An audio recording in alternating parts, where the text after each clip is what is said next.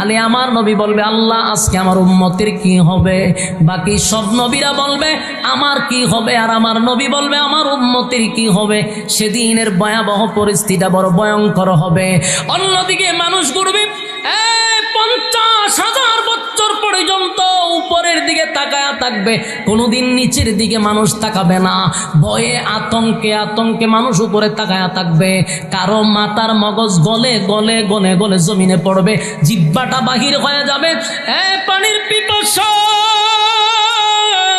ভয়ানক একটা পরিস্থিতি শুরু হবে রে। সেদিন কি আপনারা কেউ নাকি দিয়া সাহায্য করবে? কথা কোন টাঙ্গাইলবাসী, সেদিন আপনারা কেউ একটা নেকি দিয়া সাহায্য করবে না। যদিও বাংলাদেশে বহু পীররা আপনারা জান্নাতে নিয়ে যাবে এমন গ্যারান্টিও দেয়। সেদিন পীর ফকির তো দূরের কথা, আমার অনেক মাসুম নবীরা পর্যন্ত বলবে আল্লাহ আমার কি উপায় হবে, আমার কি উপায় হবে। ওই লোকগুলা বলবেন মালিক সবার কাছে গেলাম, যেই লোকটাকে একটা নেকির জন্য আল্লাহ জাহান্নামে দিবে, সেই লোকটা সব গুড়ে গুড়ে গুড়ে গুড়ে এবার আল্লাহর সামনে দাঁড়াইবে। মালিক বলবে বান্দারে একটা নেকির কারণে জাহান্নামে যাবি, বল নেকি আনতে পারছস?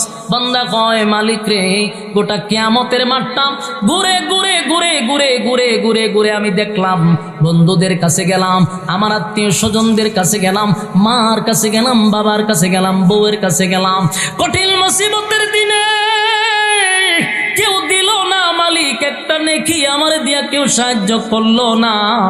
আল্লাহ তখন বলবে বান্দারে আমি জানি একটা নেকি দিয়া হাসরের মাঠে তোরে কেউ সাহায্য করবে না, আমি জানতাম, তারপরেও তোরে মাঠে কেন পাঠাইছি জানোস নি বান্দা?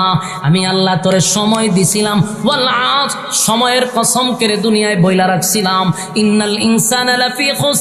আল্লাহ বলে আমি না সময়ের কসম করে বলছি, সময়ের কসম নিশ্চয়ই তোরা ধ্বংস, তোরা ক্ষতিগ্রস্ত। কেন বলছিলাম? এই পৃথিবীতে পাঠাইছিলাম বান্দা তুই আমার গোলামি করার জন্য।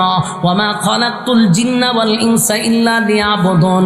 মানব দানব দুইটা জাতিরে পাঠাইছি গোলামি করার জন্য। আমি তোরে সময় দিয়া পাঠাইছি 60 বছর আর 70 বছর সময় দিয়া পাঠাইলাম, কিন্তু বান্দা আমার দেওয়া সময় দিলি বন্ধুরে, আমার দেওয়া সময় দিলি আত্মীয়রে, আমার দেওয়া সময় দিলে বউরে, আমার দেওয়া সময় দিলি মা বাপরে, আমার দেওয়া সময় ব্যবসায় দিলি, চাকরি দিলি, আমার দেওয়া সময় বন্ধুদের আড্ডায় দিলি, কিন্তু আমি আল্লাহ যেই কাজে পাঠাইলাম সেই কাজ তুই করলি না। আজকে তাদের কাছেই তোরে পাঠাইলাম যাদের কাছে তুই আমার দেওয়া সময় নষ্ট করলি। দেখ বান্দা ঘুরে ঘুরে ঘুরে ঘুরে তোর একটা নেকি দিয়া কেউ সাহায্য করলো নি। আমার টাঙ্গাইলের বাইরে এই মাহফিলটাতে আপনারা বসে আছেন যারা রাস্তাঘাটে দোকান পাড়ে আড্ডা মারছে, সেদিন তারাও আফসোস করে বলবে হায় আফসোস, হায় আফসোস যাদেরকে নিয়ে আড্ডা মারছিলাম, কিন্তু আজকে আমি তাদের কাছে নাকি পাইলাম না। যদি সেদিন মাহফিলে বসা থাকতাম প্রতিটা হরফে হরফে 10টা করে নেকি আমার আমল নামায় ডুবত। নেকির এত দাম, নেকির এত দাম, নেকির এত দাম। সেদিন হাসরের মাঠে মানুষ বুঝতে পারবে রে। আল্লাহ তখন বলবে বান্দা বল তোরে কেউ নেকি দিয়া সাহায্য করছে? বান্দা কয় না মালিক না, কেউ আমার নেকি দিল না, আমি সবার কাছে গেলাম আমার কেউ নাকি দিল না। আল্লাহ কয় নে সেদিন ওই যে মাহফিলে বসে বসে বসে বসে কোরআনের কথাগুলি শুনছিলি, আমি আল্লাহ সেটাকে একটা উসিলা বানাইয়া আজকে আমি তোর একটা নেকি পূরণ করিয়া চিরস্থায়ী জান্নাত দিয়া দিলাম। একটা জবান বন্ধ রাখবেন না, জোরে কোন আল্লাহু আকবার, আরো জোরে কোন আল্লাহু আকবার।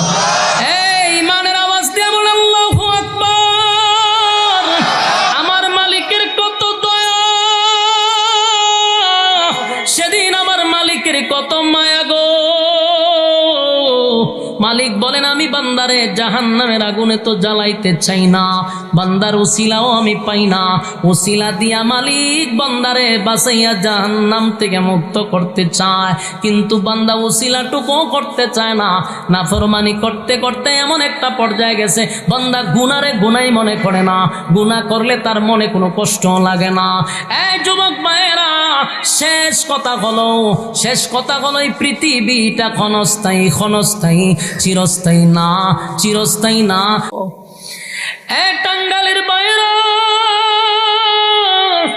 কিয়ামতের মাঠে তো ভয়ানক হবে রে। আদম নবী থেকে লিয়া ঈসা রূহুল্লাহ পর্যন্ত ওই মাঠে সেদিন কথা বলার সাহস পাবে না, পাবে না, পাবে না। সব নবীরা বলতে থাকবে ইয়া রাব্বি নাফসি, ইয়া রাব্বি নাফসি, ইয়া রাব্বি নাফসি। আদম বলবে মালিক আমার কি উপায় হবে গো, আমার কি উপায় হবে, আমার কি উপায় হবে। ইব্রাহিম নবী বলবে আল্লাহ আমার কি উপায় হবে। নূহ নবী বলবে আল্লাহ আমার কি উপায় হবে। এই সমস্ত নবীরা বলবে ইয়া রাব্বি নাফসি, ইয়া রাব্বি নাফসি, আমার কি উপায় হবে। কেউ কারো হবে না, কেউ কারো হবে না, কেউ কারো হবে না। দুনিয়াতে আমরা যা কিছুই করি না কেন আল্লাহ কয় কেউ কারো হবে না। আদম নবী পর্যন্ত কাঁপবে, সমস্ত নবীদের মুখে থাকবে একটা কথা ইয়া রাব্বি নাফসি নাফসি নাফসি নাফসি। কেন জানেননি? সেদিন আল্লাহ হুঙ্কার দিবে, খালি হুঙ্কার দিবে, খালি হুঙ্কার দিবে। দুনিয়াতে তো আল্লাহর হুঙ্কার দেখি নাই, কারণ দুনিয়াতে আল্লাহর নাম হলো রহমান। রহমানের গুণে আমাদেরকে মায়ার চাদর দিয়ে আল্লাহ ঘুইরা রাখছে। আল্লাহ বলেন সেদিন আমি কাহার রূপ ধারণ করব। সেদিন আল্লাহ বলবেন লিমানিল মুলকুল ইয়াউম লিল্লাহিল ওয়াহিদিল কাহ্হার। আমরা আপনারা রাতের ঘুম হারাম করছেন। সকলের বাড়িতে ভালো বিছানা আছে, কিন্তু নর্মাল বিছানায় বসছেন। এখানে অনেক দামি দামি লোক স্টেজও আছে, যাদের বাড়িতে দামি দামি বিছানা আছে, কিন্তু বসে একবারে নর্মাল জায়গায়। কেন? কিছু কোরআনের কথা শোনার জন্য আসছে।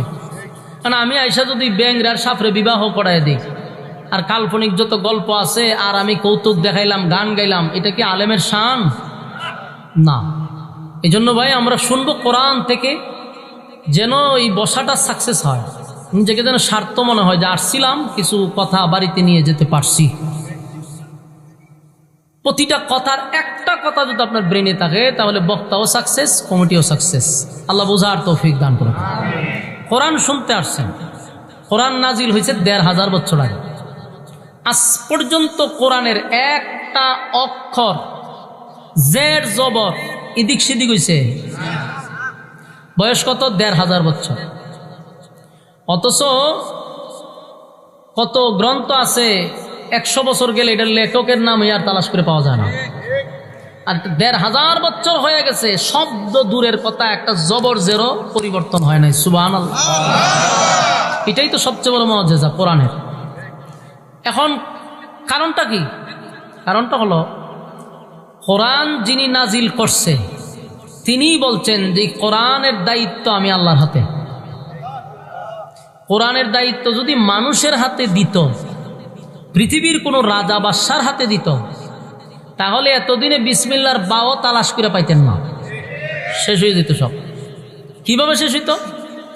এক এক সরকার এসে বলতো অমুক আয়াতের দরকার না, এটা উঠায়া দাও, দিত উঠায়া। আরেক সরকার আয়া বলতো সুদের আয়াত কোনো দরকার নাই, উঠায়া দাও, তো সুদের আয়াত উঠাই দিত। আরেক সরকার আয়া বলতো ঘুষের আয়াত উঠাই দাও, ঘুষের আয়াত উঠাই দিত। আরেক সরকার আয়া বলতো ফর্দার আয়াতের দরকার নাই, এটা উঠাইয়া দাও।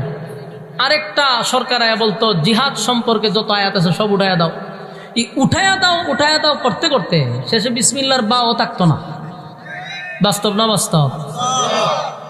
যে আল্লাহ বলছে নাজিল করছি আমি, তার হেফাজতের দায়িত্ব নিছি। সুবহানাল্লাহ। আমার কথা না, আল্লাহ কোরআনে বলছেন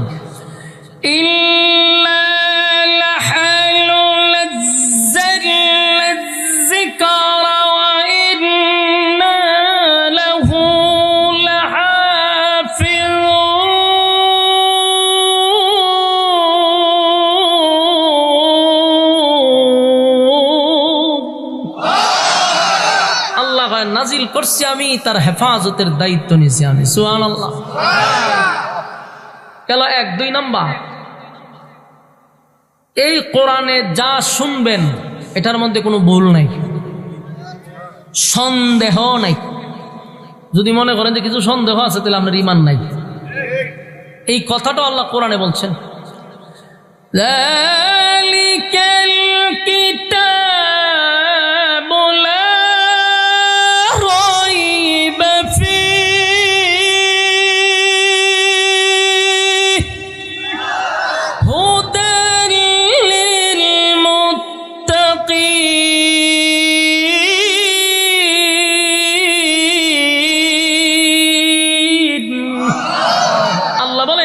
এটার মধ্যে ভুলও নেই, সন্দেহ নেই।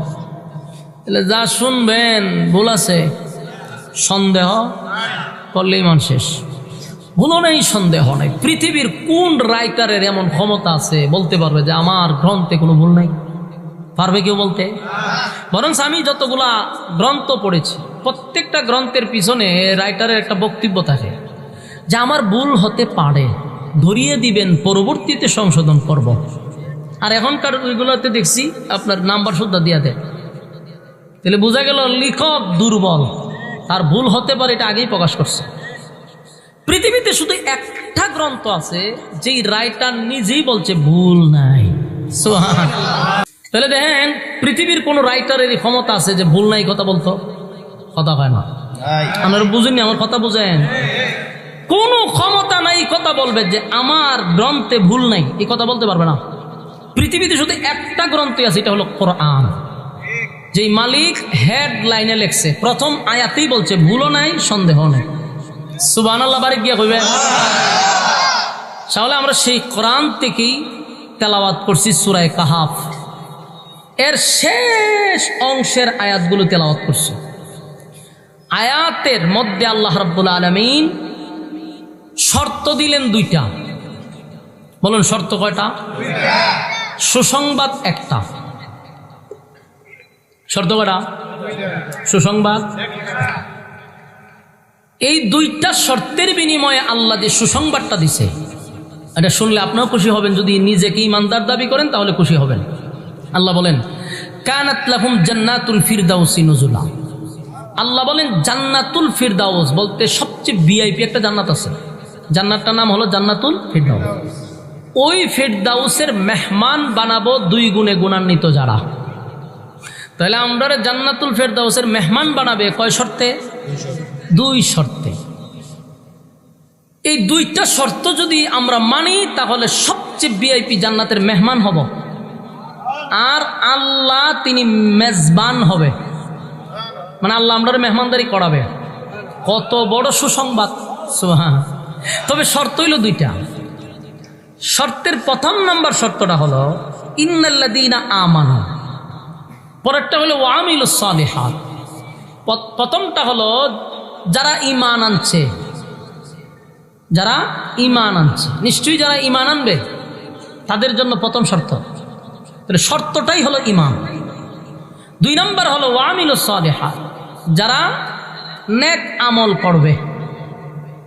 তাহলে ঈমান আর নেক আমল এই দুইটা শর্ত জান্নাত পাওয়া যাবে। আপনাদের কাছে শুনতে বড় একেবারেই সহজ মনে হচ্ছে। এখানে যারা বসছেন প্যান্ডেলের বাহির পর্যন্ত সকলের একটা দাবি হলো আমরা ঈমানদার। কথা কন?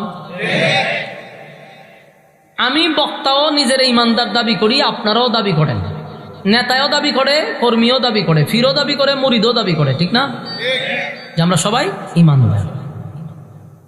তাহলে প্রথম শর্ত তোমায় নিলেছেন দাবি অনুযায়ী, ঠিক না? পরেরটা হলো নেক আমল। তা আপনারা যেখানে বসছেন এটাও নেক আমল। তাহলে দুই শর্ত মাইনা লাইছেন, অন খালি জান্নাত এবার দিন গনতেছেন, ঠিক না? এটা মামার বাড়ি তো যা আবদার করছেন আর ঢুকে যাবেন, বিষয়টা এরকম বোঝা যায়। এত সোজা কতক্ষণ? এত সোজা না। ঈমান আর নেক আমল দুইটার বিনিময়ে জান্নাত দিবে সত্য, কিন্তু ঈমান যে আমরা আনছি এটা তো দাবির বেলায়, কিন্তু বাস্তবতা কতটুকু সত্য এটা আমাদের জানতে হবে। আমরা তো দাবি হই আমরা ঈমানদার, কিন্তু ঈমান মাফার যদি কোনো থার্মোমিটার থাকতো তাহলে বক্তায়ও ধরা পড়তো, শ্রোতায়ও ধরা পড়তো, নেতায়ও ধরা পড়তো, কর্মীও ধরা পড়তো, ফিরও ধরা পড়তো, মুরিদও ধরা পড়তো। যদি থার্মোমিটার থাকতো। থার্মোমিটার নাই, এই জন্য সমাজের সুদকুররাও নিজের ঈমানদার দাবি করে, সমাজের ঘুষখোররাও বলে আমি ঈমানদার, বেনামাজিও কয় আমি ঈমানদার, জেনাকুরেও কয় ঈমানদার, চাঁদাবাজেও কয় ঈমানদার, টেন্ডারবাজেও কয় ঈমানদার, দুর্নীতিবাজেও কয় ঈমানদার। দাবির বেলায় তো সবাই ঈমানদার, কিন্তু কাজের বেলায় কয়জন ঈমানদার এটা থার্মোমিটার থাকলে ধরা পড়তো।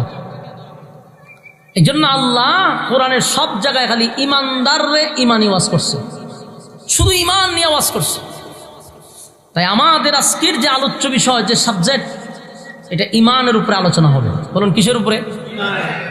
শেষ পর্যন্ত যদি আপনি মোনাজাত পর্যন্ত থাকতে পারেন, আমি এটা বলতে পারি যে আপনি একটা বিষয়ের উপরে, একটা সাবজেক্টের উপরে আলোচনা শুনে বাড়িতে যেতে পারবেন, যদি মনোযোগ থাকে আর ধৈর্য থাকে। ঘন্টার পর ঘন্টা মোবাইল দেখার ধৈর্য আছে, কিন্তু ওয়াজ শোনার ধৈর্য নাই। হ্যাঁ, এই জন্য আমরা কপাল পুড়ছে। আজকে গোটা পৃথিবীতে আমরা মুসলমানরা মার খাইতেছি, শুধু আমাদের কপাল পুড়ছে। আমরা নিজের ইমানদার দাবি করি, কিন্তু আমাদের ইমান জিরো, ইমান জিরো। থার্মোমিটার নাই যেন ডাইরেক্ট বলতে পারলাম না। তো ইমানদারকে আল্লাহ সুসংবাদ জানাইছে। বলুন এখন ইমান আনবো কার উপরে? ইমান শুধু আল্লাহর উপরে আনলেই শেষ হবে না। ইমান আনতে হবে তার কোরআনের উপরে, ইমান আনতে হবে তার সমস্ত নবী রাসূলগণের উপরে, ইমান আনতে হবে তার সমস্ত ফেরেশতাগণের উপরে, ইমান আনতে হবে তাকদীরের উপরে, ইমান আনতে হবে পরকালের বিচার ব্যবস্থার উপরে। আপনি একটা বিশ্বাস করলেন আর একটা করলেন না, তো আপনি ইমানদার না। কথা হয় না? আপনি বললেন আল্লাহ এক, আমি এটা বিশ্বাস করি, নবী এক বিশ্বাস করি, কিন্তু কোরআনের আইন মানতে পারি না। কোরআনের আইন আমার বিশ্বাস হয় না, ইমান থাকবে? কথা বলেন। আপনি বললেন যে আমি সব মানি, কিন্তু রোজার পূজা সমান, বলুন ইমান থাকবে? বেজাল তো সব জায়গায়। আল্লাহরই এক বলে বিশ্বাস করে, সর্বশেষ নবী বিশ্বাস করে, কিন্তু কোরআনের আইন বিশ্বাস করে না, কোরআনের বিধিবিধান তার পছন্দ হয় না, মুমিন বলা যাবে না। সম্মানিত সুধী, তাহলে আমরা ঈমান আনবো আল্লাহর উপরে। উনি এক, অদ্বিতীয়, ওনার কোনো শরিক নাই, ওনার কোনো ইলাহ নাই, উনি কারো উপর নির্ভর করে না, উনি কারোকে জন্ম দেয় না, কারো কাছ থেকে জন্ম নেয় না, ওনার সমকক্ষ কেউ নেই। কথা কি বুঝতেছি? মনোযোগ আছে? মনোযোগ দেন। তাহলে আমরা আল্লাহর উপরে ঈমান আনছি, উনি এক, অদ্বিতীয়, আল্লাহ ছাড়া কারো কাছে মাথা নত করব না। এটা আমাদের ভিতরে থাকতে হবে। সে যত বড় নেতাই হোক আর যত বড় কিছুই হোক, মাথা নত করবে একমাত্র আল্লাহর কাছে। আর আল্লাহর আইনের বিরুদ্ধে আমি কোনো ভূমিকা রাখবো না। মালিক যেটা আইন করছে ওই অনুযায়ী জীবনকে পরিচালনা করতে হবে। আমার আল্লাহর আইন মানতে গিয়ে যদি আমার বাপ বিরোধিতা করে, আমি বাপকে ত্যাগ করব ঈমানের জন্য। নেতা যদি আমার ইসলামের বিরুদ্ধে কোনো ভূমিকা রাখে, নেতা ত্যাগ করব ঈমানের জন্য। কথা হয় না? বলুন ঈমান বড় না নেতা বড়? ঈমান বড়। সুতরাং ঈমানের স্বার্থে সবাইকে ত্যাগ করতে পারি, কিন্তু ঈমান ত্যাগ করতে পারি না। সবচেয়ে বড় নিয়ামত হলো ঈমান। বলুন সবচেয়ে বড় নিয়ামত হলো ঈমান। ছাড়া মানুষ মানুষ নয়, চতুষ্পদ জানোয়ারের চেয়ে নিকৃষ্ট। আর যার ভিতরে ঈমান আছে সে ফেরেশতাদের চেয়েও দামি। বলুন মানুষ কয় প্রকার হইল? আঙ্গুল দেখে এখন কয় প্রকার? দুই প্রকার। একদল মানুষ ফেরেশতাদের চেয়েও দামি, আরেক দল মানুষ কুকুর বিড়ালের চেয়েও নিকৃষ্ট। এটা আমার কথা না, আমি বলছি প্রথমে যে একটা কথা নিজের থেকে বলবো না, এইটিও আমার কথা না, আল্লাহ কোরআনে বলছি স্পষ্ট, ওয়ালাকাদ কাররামনা বানি আদম। আদমের চেয়ে সম্মান মর্যাদা আমি আর কাউরে দেই নাই, মানে মানুষকে এত সম্মান মর্যাদা দিছে। তাহলে এখানে আল্লাহ ফেরেশতাদের চেয়েও মানুষকে দামি বানাইলো। আবার আরেক আয়াতে আল্লাহ বলেন উলাইকা কাল আনআম বাল হুম আদাল। চতুষ্পদ জানোয়ারের চেয়েও মানুষ নিকৃষ্ট। তাহলে কোন গুণে ফেরেশতাদের চেয়ে দামি হয়, কোন কাজে কুকুর বিড়ালের চেয়ে নিকৃষ্ট হয়, এটা আমাদের জানা দরকার। আদা হয় না? মানুষ তখনই ফেরেশতাদের চেয়ে দামি হয় যখন ঈমান এবং নেক আমল তার মধ্যে থাকবে। এই মানুষটা ফেরেশতাদের চেয়ে দামি, অথচ ফেরেশতারা গুনাহ কি জিনিস চিনেই না। ফেরেশতারা হলো নিষ্পাপ। আল্লাহ হয় নিষ্পাপ ফেরেশতাদের চেয়ে মানুষ দামি যদি তার ভিতরে দুই গুণে গুণান্বিত হয়, ঈমান নেক আমল। আর চতুষ্পদ জানোয়ার যেমন নিকৃষ্ট, আল্লাহ হয় দুই গুণ যাদের ভিতরে থাকবে না, কুত্তা বিড়ালের সমান না, এর থেকে নিকৃষ্ট। বলুন কুকুর বিড়ালের সমান বলছে না এর থেকে বেশি নিকৃষ্ট বলছে? হ্যাঁ। আল্লাহ যদি বলতো উলাইকা কাল আনআম, শেষ, এখানে রেখে দিত, তাহলে হয়তো কি কুকুর বিড়ালের সমান। কিন্তু আমরা সমান বলে নাই, বলছে বাল হুম আদাল, তারা এর থেকে নিকৃষ্ট। আপনাদের মনের মধ্যে একটা প্রশ্ন আসতে পারে যে হুজুর আল্লাহ যদি কুত্তা বিলের সমান হইতো তো মোটামুটি ভালো আছি, মান সম্মান লিয়ে তখন যেত আমরা কুত্তা বিলের পর্যন্ত আসি।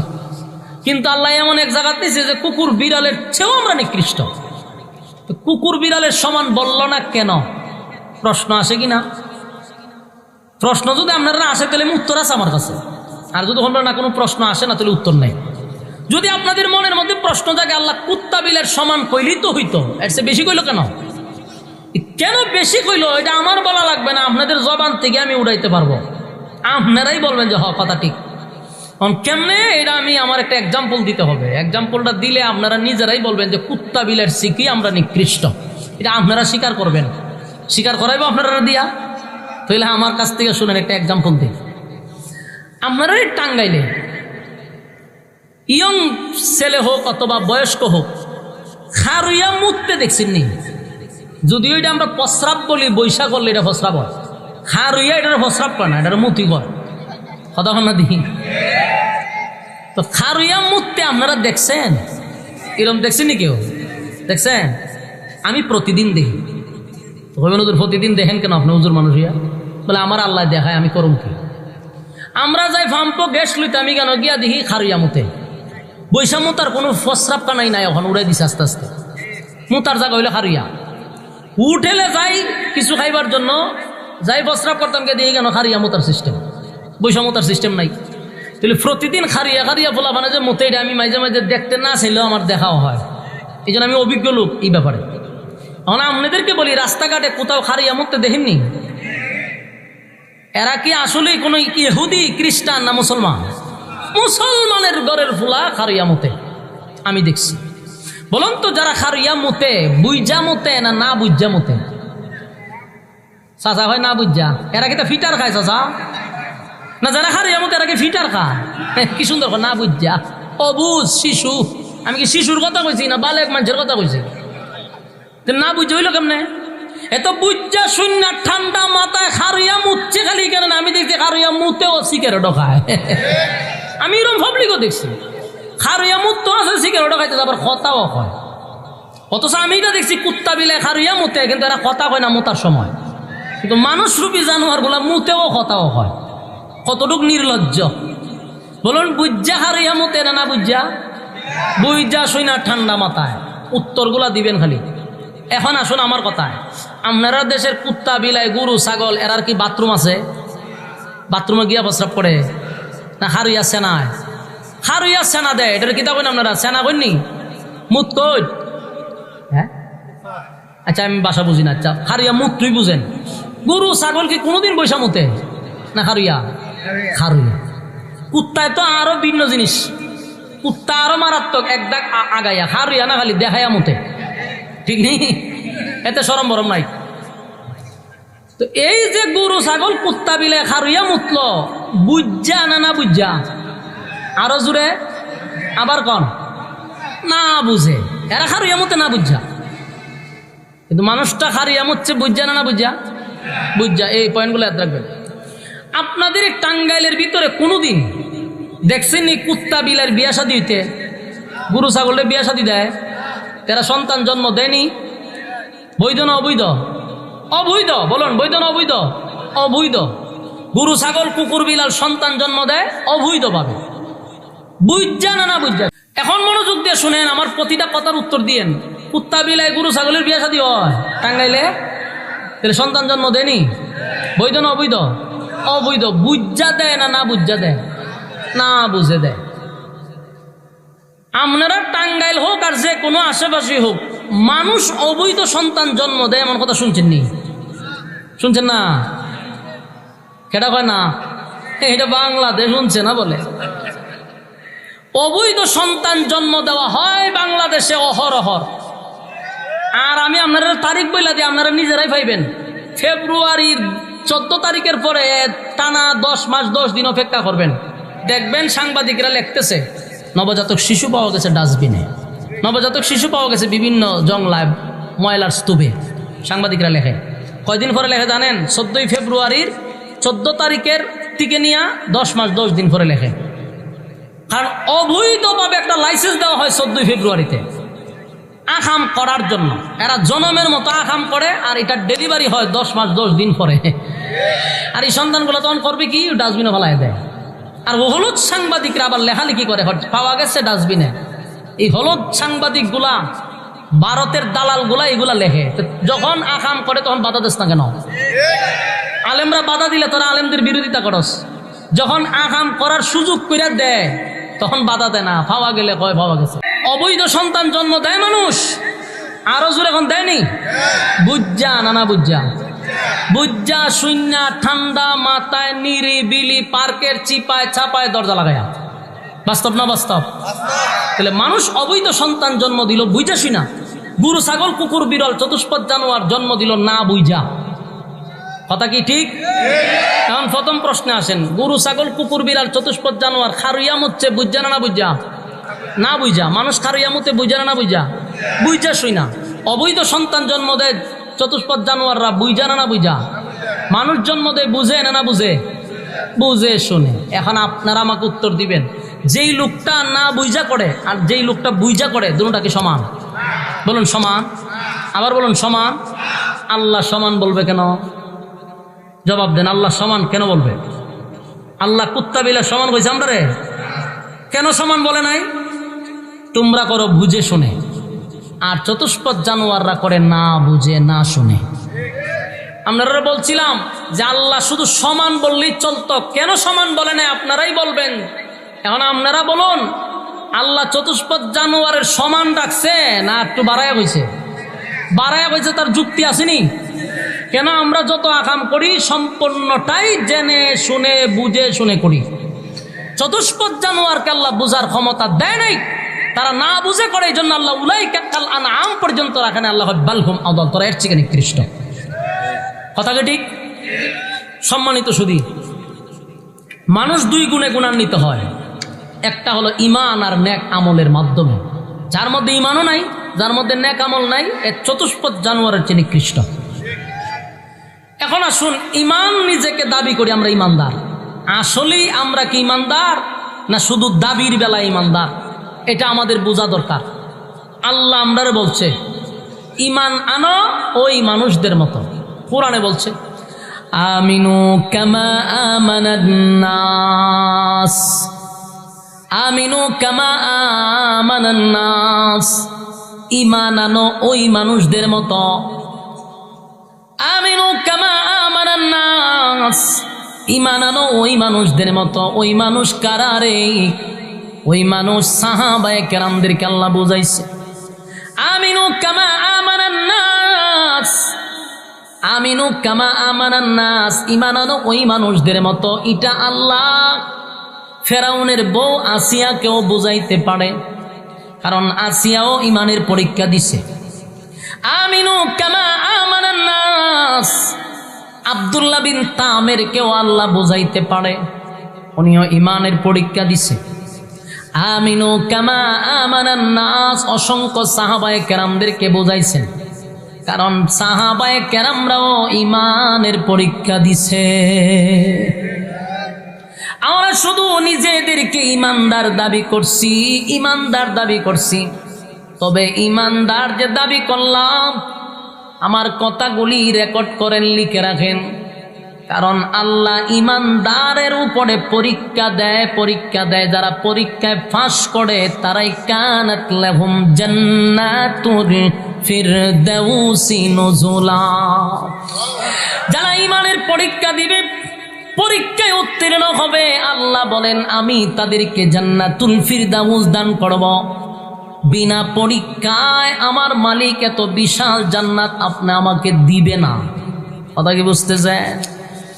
আমার যুবক ভাইরা, দুনিয়া পাওয়া যায় গো, দুনিয়া পাওয়া যায় বিনা শর্তে, বিনা শর্তে, বিনা শর্তে। আল্লাহ দুনিয়ার জন্য কোনো শর্ত দেয় না। আপনি কোটি কোটি কোটি কোটি হাজার কোটি টাকার মালিক হবেন, এই জন্য কোনো শর্ত নাই। আল্লাহ কোনো শর্ত দেয় নাই যে টাকা পয়সা পাওয়ার জন্য তাহাজ্জুদ করতে হবে, জিকির করতে হবে, আমল করতে হবে না। দুনিয়ার জন্য কোনো শর্ত নাই। আল্লাহ দুনিয়া আস্তিকরাও দেয়, দুনিয়া নাস্তিকরাও দেয়। আল্লাহ মানলেও দুনিয়া দেয়, আল্লাহ যদি না মানেন দুনিয়া দেয়, নাস্তিকরেও আল্লাহ দুনিয়া দেয়, যে আল্লাহরে মানেই না তারও দুনিয়া দেয়। দুনিয়ার জন্য মালিক কোনো শর্ত দেয় নাই, কারণ দুনিয়াটা হলো একটা মরা গরুর মতো। মরা গরু, যদি গরু মারা যায় মালিকের কোনো গরুর প্রতি দাবি নাই। এই গরু নিয়ে দূরে কোথাও ফালাইয়া দিলে পরে কুকুরেও খায়, শিকিরে কাছে। আপনার কাছে ওয়াজ আমি কেমনে করুন, কথা কর না খা। বলুন, মরা গরুর কোনো মূল্য মালিকের কাছে আছে? কেন না? এটার কোনো মূল্য নাই, কারণ এটারে কুকুরেও খায়, শিয়ালেও খায়, শুকুনেও খায়। কিন্তু যদি একটা জীবিত গরুর উপরে কেউ আঘাত করে, রে মালিক কিন্তু বাধা দেয়। আল্লাহ বলেন দুনিয়াটা হলো একটা মরা গরুর মতো, আস্তিকেও খায়, নাস্তিকেও খায়, আল্লাহ মানলেও খায়, আল্লাহ না মানলে ওনারাও খায়। আমি মালিক বাধা দেই না, দুনিয়া পাওয়ার জন্য কোনো শর্ত দেই না, কারণ এটা ক্ষণস্থায়ী। এই দুনিয়া চিরস্থায়ী নয়, এটা যে ক্ষণস্থায়ী। দুনিয়ার শুরু আছে রে, দুনিয়ার শেষ আছে, দুনিয়ার শুরু আছে। এটা ক্ষণস্থায়ী একটা দুনিয়া। এখানে আল্লাহ পাঠাইছেন অল্প সময়ের জন্য, অল্প সময় পরীক্ষা দেওয়ার জন্য পাঠাইল, পরীক্ষা দেওয়ার জন্য। আমরা যারা মাদ্রাসায় পড়ছি, যারা কলেজে পড়ছেন, ভার্সিটিতে পড়ছেন, স্কুলে পড়ছেন, পরীক্ষা সবার জীবনে আসছে। 3 ঘন্টা সময় দেওয়া হয়, হলের ভিতরে 3 ঘন্টা সময় দেওয়া হয়। প্রশ্ন হাতে পাওয়ার পরে আপনি যদি সঠিক উত্তর লেখেন, সময় আপনার জন্য দাঁড়ায় না। আপনি যদি সঠিক উত্তর নাও লিখেন, তাও সময় আপনার জন্য দাঁড়ায় না। 3 ঘন্টা পরে আপনি জোর করেও হলের ভিতরে থাকতে পারবেন না। ঠিক তেমনি ভাবে আল্লাহ বলেন আমি 60-70 বছর হায়াত দিলাম, পরকালের অনুযায়ী কয়েক ঘন্টা সময় আখিরাতের জন্য। দুনিয়ার এই সময়টা কয়েক ঘন্টা। এই কয়েক ঘন্টার জন্য বান্দা বান্দি তোরে পাঠাইছি পরীক্ষা দেওয়ার জন্য। পরীক্ষায় যদি পাস করস, ওয়াদা দিলাম জান্নাতুল ফিরদাউস আমি তোরে দান করব। আমার যুবক ভাইরা, পৃথিবীর থাকার জায়গা নয়। পৃথিবীতে কেউ থাকতে পারে নাই, পারে নাই, পারবে না, পারবে না। জোর দেখায়ও থাকতে পারবেন না, ক্ষমতা দিয়েও থাকতে পারবেন না, গায়ের জোরেও থাকতে পারবেন না। এটা থাকার জায়গাই না। আমার আগে এই বাড়িতে বাস করেছে অনেকজন, আমার আগে এই বাড়িতে বাস করেছে অনেকজন। তারাও গেছে, আমিও যাব, রইব না আর বেশিক্ষণ। এই পৃথিবীতে থাকার জায়গা নয়। আমার আগেও গেছে, আমার পরেও যাবে, আমার সাথেও যাবে, কারণ এটা ক্ষণস্থায়ী, ক্ষণস্থায়ী। আল্লাহ বলেন ওয়াল আসর, সময়ের কসম, সময়ের কসম, সময়ের কসম। আমার যুবক ভাইয়েরা, টাঙ্গাইলের ভাইয়েরা, আল্লাহ কিন্তু সময়ের একটা কসম করছে, সময়ের কসম। তাফসীর কারকরা বলেন ওয়াল আসর, সময়ের কসম বলতে এটা কোন সময়ের কথা আল্লাহ বুঝাইছে? সমস্ত তাফসীর কারকরা বলেন সময়ের কসম বলতে আল্লাহ বুঝাইছেন তোমার হায়াতের কসম, তোমার হায়াতের কসম। তোমার 60 বছর যদি বেঁচে থাকো, 60 বছরের কসম। তোমার 40 বছর দুনিয়াতে থাকলে 40 বছরের কসম। আল্লাহ কয় ইন্নাল ইনসানা লাফি খুসর। আল্লাহ বলেন নিশ্চয়ই তারা ক্ষতিগ্রস্ত, নিশ্চয়ই তারা ক্ষতিগ্রস্ত। আমার মালিক সময়ের কসম করে বলেন তোরা ক্ষতিগ্রস্ত। কথাটা সাধারণ নয় রে। সময়ের মূল্যায়ন যারা করে না, সময়কে যারা মূল্যায়ন করে না, তারা দুনিয়াতেও ক্ষতিগ্রস্ত, পরকালেও তারা ক্ষতিগ্রস্ত। দুনিয়ার দিকে যারা সময় দেয়, দেখবেন তারা দুনিয়ার লাইনে অনেক উপরে চলে গেছে। যারা পরকালের দিকে সময় দেয়, পরকালের দিকে তারা অনেক উপরে চলে গেছে। তার মূল কথা হলো সময়ের মূল্যায়ন। যে যেই লাইনে করবে সে তত ডেভেলপ হবে। কথা হয় না? বাংলাদেশ এত পিছায় আছে কেন? বাংলাদেশ স্বাধীন হইল, বাংলাদেশ স্বাধীন হইল, বাংলাদেশ স্বাধীন হওয়ার পরও বাংলাদেশ আমরা কিছুই করতে পারলাম না। আমাদের সাথে যুদ্ধ করে পরাজিত হইল পাকিস্তান। পাকিস্তানে এখন পারমাণবিক অস্ত্র আছে, আরো বড় বড় অস্ত্র বানায় তারা বৈশা রয়েছে। আর আমরা বাঙালি এখন পর্যন্ত রিস্কাও বানাইতে পারি না, কথা হয় না। এরপর আমরা উন্নয়নের স্লোগান দিই। ওরে বাবা রে বাবা, জাপান আমেরিকা পর্যন্ত উন্নয়নের দিক দিয়ে আমাদের কাছ থেকে অনেক পিছায় আছে। হ্যাঁ, এই কথাগুলি বইলা বইলে আমরা বুলি দেই যে আমরা উন্নত দেশ, অথচ উন্নত দেশের থেকে 100 বছর এখনো পিছায় আছি। আমরা খবরই নেই যে আমরা 100 বছর পিছায় আছি। মূল কারণ হলো বাঙালি জাতি সময়ের মূল্যায়ন করে না। বাস্তব না বাস্তব? একজনে ফোন দিছে, ভাই কটার সময় আসবেন? কয় 2টায়। 2টায় কইছে, বেচারা গিয়া দেখে 4টা বাজে এখনো খবর নাই। যদি স্টেশনে গাড়ি আসার কথা থাকে 2টায়, তো এটায় পরের দিন 2টায়। এই জাতির উন্নত কেমনে হবে? ওয়াল্লাহ, সময়ের কসম, সময়ের কসম, সময়ের কসম, ইন্নাল ইনসানা লাফি খুসর। আল্লাহ বলেন নিশ্চয়ই তোমরা ক্ষতিগ্রস্ত। ক্ষতিগ্রস্ত ক্ষতিগ্রস্ত কেন? কারণ সময়ের মূল্যায়ন তোরা করস না বান্দা। আল্লাহ নিজে কসম কইরা কয় আমরা ক্ষতিগ্রস্ত। তাহলে লিখা রাখেন আমরা 100% ক্ষতিগ্রস্ত, এতে কোনো সন্দেহ নাই। তবে সময়ের মূল্যায়ন যারা করবে, ঈমান আর নেক আমল যারা করবে, তারা ক্ষতিগ্রস্ত হবে না। কথা বুঝতেছেন? 4 জিনিস যাদের মধ্যে থাকবে তারা ক্ষতিগ্রস্ত হবে না। 1 নাম্বার ঈমান, 2 নাম্বার নেক আমল, 3 নাম্বার হলো হক কথা যারা বলবে, 4 নাম্বার যারা ধৈর্য ধারণ করবে। এই 4টা গুণ যাদের ভিতরে থাকবে তারা কোনোদিন ক্ষতিগ্রস্ত হবে না। আমার যুবক ভাইরা, দিলের কান লাগায় কথাগুলি শুনবেন। ঈমানের উপরে আলোচনা। আজকে বাংলাদেশের মানুষের ঈমান বড় দুর্বল। আমার মনে চায় প্রতিটা মাহফিলে শুধু ঈমানের আলোচনা করা দরকার। কারণ এই বাঙালি জাতি 5 টাকার রং চা খায়া ঈমান বিক্রি করে। আমাদের বুকের উপর ফাতর লাগে না, আমাদের মাথার উপরে খরাত রাখন লাগবে না, আমরা এমনি 5 টাকার রং চা খাওয়ালে ঈমান বিক্রি করে দিই। ঠিক নেই? ঈমান এত দুর্বল। ওই দেখবেন ইলেকশন আইছে, এখন বিভিন্ন শ্বাসটলে দেখবেন মানুষের জমজমাট থাকে। এক নেতায় গিয়া সালামাল কি দেয়, আর একটা করে রং চা খাওয়ায়। যে খাওয়াই এরই বুট আপনারই দিন। 10 জনে যদি চা খাওয়ায় তো 10 জনই হে বুট দেয়। বুট হইলে একটা দেয় 10 জন দে। ঈমান আছে না গেছে? এই জাতিরে কি আর খরাত লাগানি লাগবো মাথা? এই জাতির বুকের উপরে পাত্র দেওয়ান লাগবো? এমনি ঈমান দেলায়। সকালে গড় থেকে বেড়ে ঈমান লইয়া, বিকালে গড় ফিরে বেঈমান হইয়া। তখন ঠিক নেই। দাড়িওয়ালাও ঈমান ছেড়ে দেয়, দাড়িওয়ালাও ঈমান ছেড়ে দেয়, দাড়ি খাটুন্নাও ঈমান ছাড়ে, টুপিওয়ালাও ঈমান ছাড়ে, টুপি ছাড়াও ঈমান ছাড়ে। মূল কথা সব জায়গায় চলছে বেজাল। এই জন্য আসুন ঈমানের উপরে অটল থাকার দরকার আছে না নাই? আল্লাহ বলেন আমিনু কামা আমানান নাস। ঈমান আনো ওই মানুষদের মতো। ওই মানুষটা কার? আমরা তাদেরকে অনুসরণ করব। ওই মানুষদের মতো ঈমান আনার কথা কেন বলল? কারণ তারা ঈমানের পরীক্ষা দিছে। এদের জীবনী বেশি বেশি বেশি বেশি করে পড়বেন, ঈমান শক্তিশালী হবে। এগুলো তো পড়েন না, পড়েন খালি বাপ দাদার গিচ্ছা কাহিনী। আমার যুবক ভাইরা, আল্লাহ বলেন আমিনু কামা আমানান নাস। ঈমান আনো ওই মানুষদের মতো যারা ঈমান আনছে। যেমন সাহাবায়ে কেরাম যখন কালেমা পড়ছে, ঈমান আনছে। বেঈমানদের নির্যাতন এমন বাড়া বাড়ছে, নির্যাতনের স্টিম রুলার চাপায়া দিছে রে। তাদের উপরে ঈমানের পরীক্ষা শুরু হয়ে গেছে। সাহাবায়ে কেরামরাও ঈমানের পরীক্ষায় উত্তীর্ণ হয়েছে।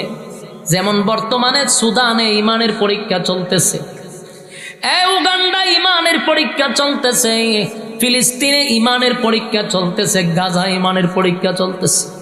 আল্লাহর কসম, খুব শীঘ্রই বাঙালি আমাদের উপরও ঈমানের পরীক্ষা হবে। যেই জাতি 5 টাকার কাছে ঈমান বিক্রি করে, ওই জাতির উপরে আর কিসের তো অত্যাচার দরকার? এমনিতে ঈমান ছেড়ে দেয়। ঈমানের পরীক্ষা হবে 100%। সাহাবায়ে কেরাম ঈমান দিছে গো, ঈমান দিছে, ঈমান দেয় নাই, ঈমান দেয় নাই, জীবন দিছে, ঈমান দেয় নাই। খাব্বাব নামক একজন সাহাবী, বেলাল নামক একজন সাহাবী, আমরা শুনছি তাদের কথা। এরাও নির্যাতিত হয়েছে, শুধু এরা না, সুমাইয়া নামক একজন মহিলা সাহাবী ঈমান দেয় নাই, জীবন দিছে। আম্মার নামক সাহাবী ঈমান দেয় নাই, জীবন দিছে। কত সাহাবীর উপরে নির্যাতন শুরু হয়ে গেল, শুধু তারা ঈমানের পরীক্ষা দেওয়ার জন্য বড় বড় আঘাত সহ্য করছে, কিন্তু ঈমান দেয় নাই। খাব্বাব রাদিয়াল্লাহু তাআলা আনহুকে জ্বলন্ত কয়লার মধ্যে বেঈমানরা শোয়া রাখছে। জ্বলন্ত কয়লা বুঝেন, আগুন রইছে এমন জায়গাতে শোয়া রাখছে। চামড়া গলি কষে কষে জমিনে পড়ছে।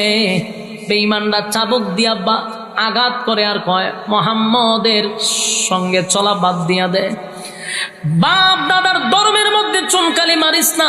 360 জন মূর্তিকে আমরা খোদা মানি, মোহাম্মদ একত্ববাদী খোদার দাওয়াত দেয়, ছেড়ে দে, আমিও তোদের উপরে নির্যাতন করব না। কিন্তু পাথরের আঘাতের নিচে তাইকা বলছে, জীবন দিতে পারি কিন্তু ঈমান দিতে পারি না। হাবশী বেলাল, বেলালের নাম শুনছেন গো? বেলাল ছিল গোলাম, গোলাম গোলাম গোলাম, বাবাও গোলাম, বেলালও গোলাম, গোলামের ঘরের গোলাম, বংশ ভালো না, গোলাম বংশ, গরিব, এত গরিব, এত গরিব, মানুষের বাড়িতে কাজ করে, মারলে পড়ে কেউ প্রতিবাদ করে না। বেঈমানরা যখন মারধর শুরু করছে, নির্যাতন শুরু করছে, বেলালের পক্ষে নিয়ে কেউ প্রতিবাদ করে না, খাব্বাবের পক্ষ নিয়ে কেউ প্রতিবাদ করে না, তারা গরিব। বেলালে মারতেছে ঈমান আনার অপরাধে, মারতে মারতে বেলালের জিব্বার মধ্যে প্যারাক মারছে, জিব্বা টান দিয়া বাহির করে প্যারাক মারছে। বেলাল জোরে জোরে বলতো আহাদ, সংক্ষেপে বলতো আল্লাহ এক, আল্লাহ এক, আল্লাহ। বেঈমানরা আরো জোরে জোরে নির্যাতন করত, কেন রে তুই এক আল্লাহ বলস, আমাদের তো 360টা খোদা। বেলালের বুকের উপরে পাথর রাখছে গো, কিন্তু ঈমান ছাড়ে নাই, ঈমান ছাড়ে নাই, ঈমান ছাড়ে নাই। খাব্বাব রে মারছে, ঈমান ছাড়ে নাই, নির্যাতনের স্টিম রোলার চাপায়া দিছে, তারা জীবন দিয়া গেছে, ঈমান দেয় নাই।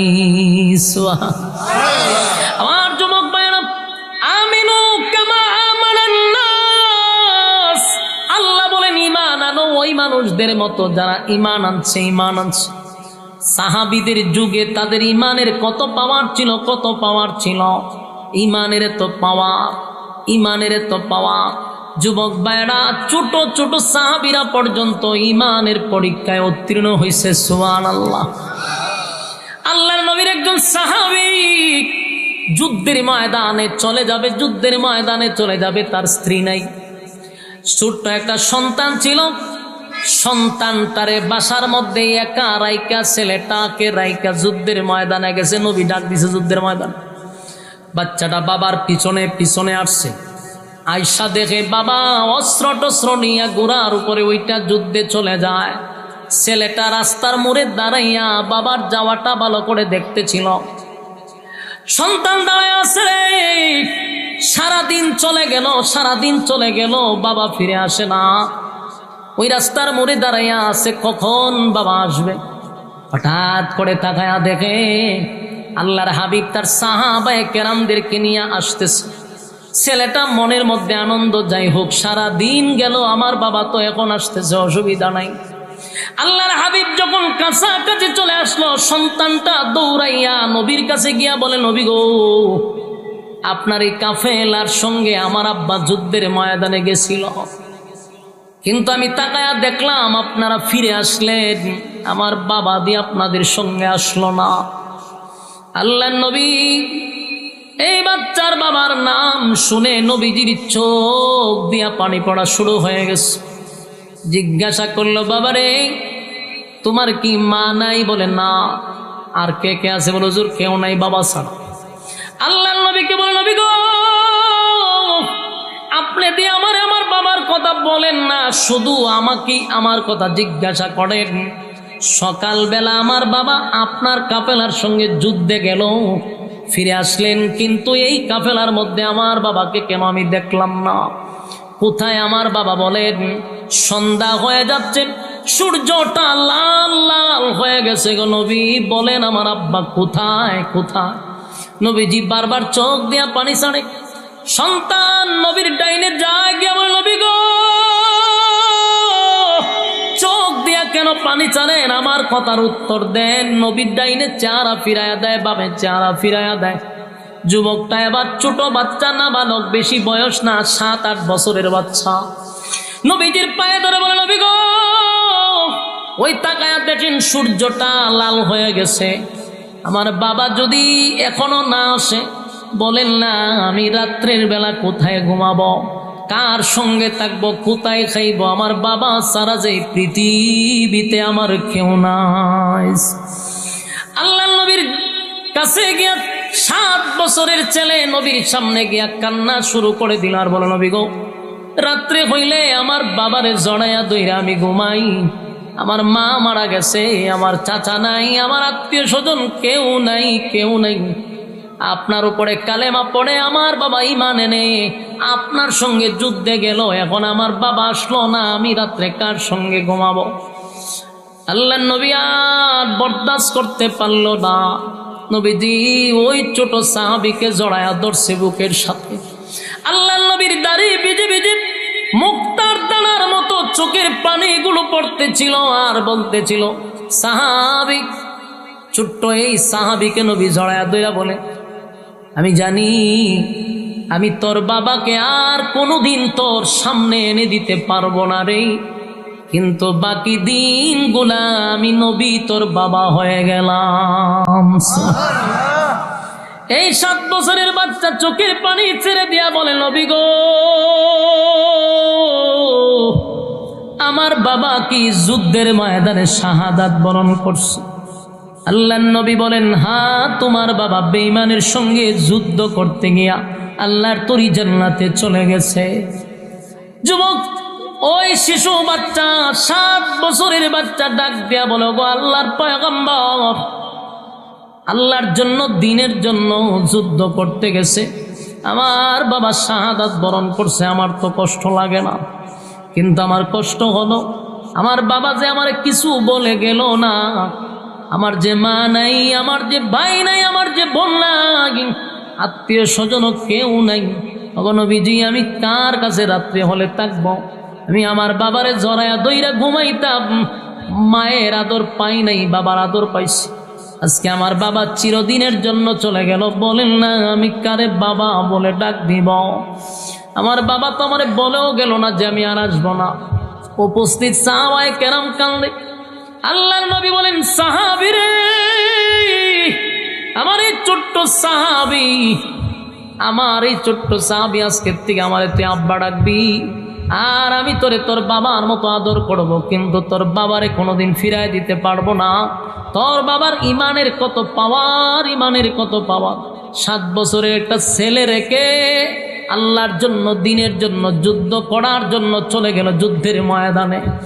একবারও চিন্তা করলো না আমার 7 বছরের বাচ্চাটা কোথায় থাকবে, কার কাছে থাকবে। ওই যে মালিকের জন্য ডাক দিছে তাই চলে গেল।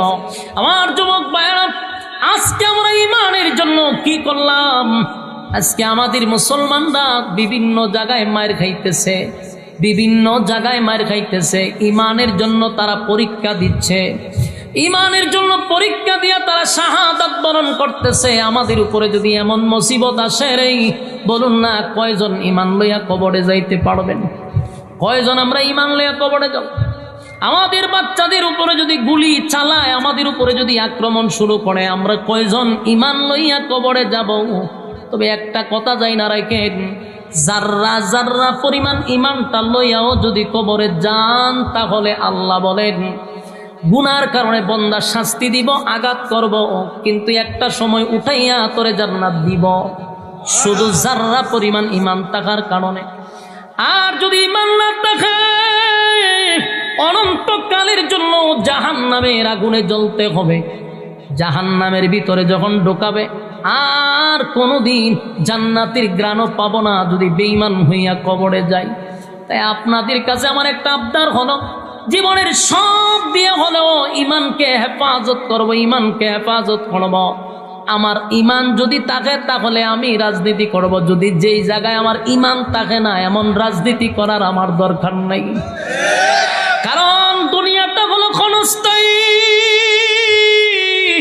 পরকাল হলো চিরস্থায়ী, চিরস্থায়ী, চিরস্থায়ী। কত বড় ভুকা হইলে, কত বড় জ্ঞান শূন্য হলে ক্ষণস্থায়ী দুনিয়ার জন্য মানুষ চিরস্থায়ী পরকাল হারায়া ফেলে, যেটার শুরু আছে কিন্তু পরকালের কোনো শেষ নাই।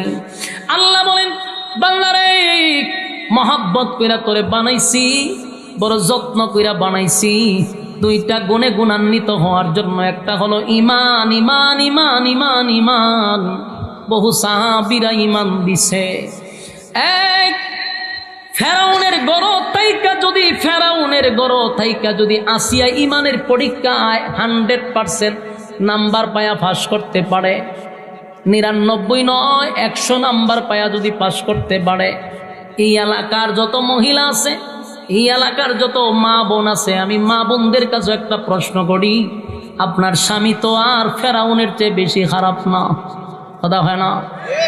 অনেক মা বোন না বলে আমার জামাই ভালো না, আমার স্বামী ভালো না, এই জন্য আমি ইবাদত করতে পারি না, স্বামীটা খারাপ।